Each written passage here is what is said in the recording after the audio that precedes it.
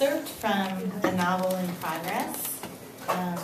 This chapter is titled Marin County, California, 2009. The women never asked about the crimes that sent him there. He wondered if they did this purposely. He suspected each of them knew what his charges were. His mailing address revealed as much. If the letters asked any questions at all, they revolved around his daily activities. What do you do to pass the time? How can you stand the loneliness? Who comes to visit you? Mostly, these women revealed intimate details of their own lives, and he took pleasure in the glimpses. Today, I took my kids to the fair. I can't pay the electric bill because my man walked out on me last week. My oldest daughter starts high school today. He let his imagination fill in the parts the women left out. He never wrote back. When his lawyer, a Mr. Larry Ruthkin, came to the cell that day, he was sitting on his cot and reading one such letter. The woman's name was Linda, beautiful, and she'd sent a photo of herself tucked inside the ruled paper that was folded into thirds. Looking at the picture, he thought she probably once was beautiful. Long blonde hair, but the cut now dated, fair skin, but sagging at the high points of her features, the still bright and blue eyes, but that time had long passed. He was trying to imagine the younger version of the woman in the snapshot he held between his fingers when Mr. Ruthkin appeared in front of the bars of his cell. The prisoner had had many lawyers over the past 30 years, and he didn't especially like the tall, thin, pale man who currently stood on the other side of the paint chip bars. The prisoner and the lawyer were about the same age. He thought the lawyer too old to represent his case, too close to retirement to put in the work a younger, greener attorney could execute. "They want your DNA, Mateo," the attorney said, without any hello or conciliatory attempt to ask how he was feeling, if he needed anything. Rude, Mateo thought, and noticed the greasy gleam of the lawyer's mostly bald scalp. "They," Mateo said. "You know who, Davis and his boys."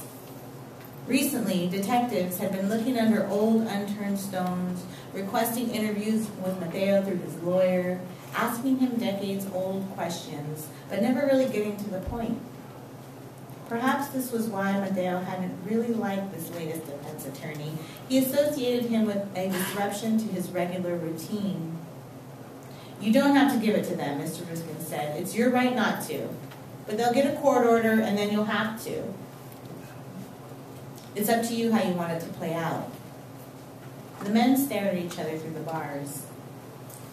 With the request of his DNA, the overturned stones finally moved into a pattern Mateo recognized. By looking through a kaleidoscope, the colorful fragments of the detective's recent questions and interviews came together in one beautiful flash. He left something behind. It had to be old. It had to be very small. It had to be something Davis had been searching for a very long time.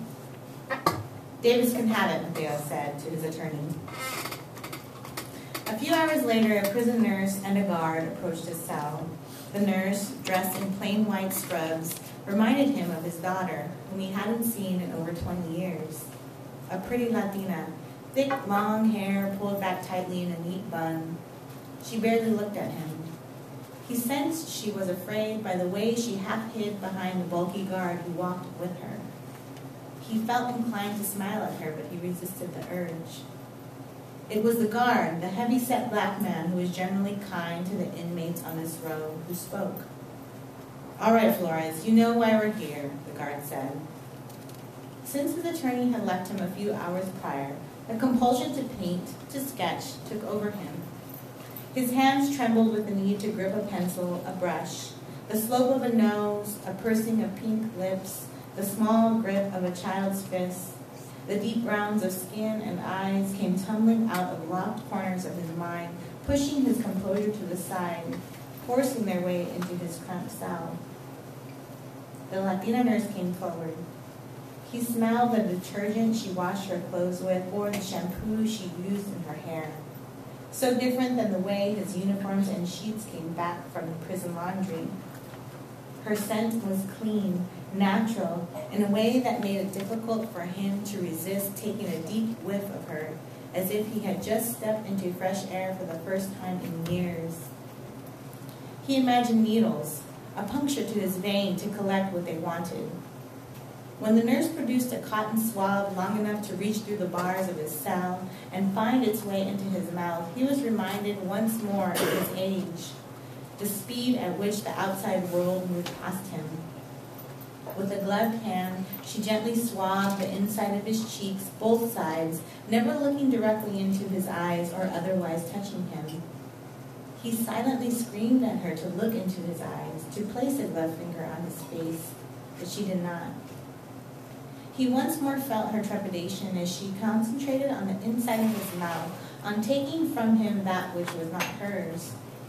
Before she finished collecting the cells that would find their way back to 1979, a simmering rage crept into his bones. When the young woman withdrew her hand from his face, he closed his eyes, let his head fall back, and breathed in deeply the scent of her fear. Thank you.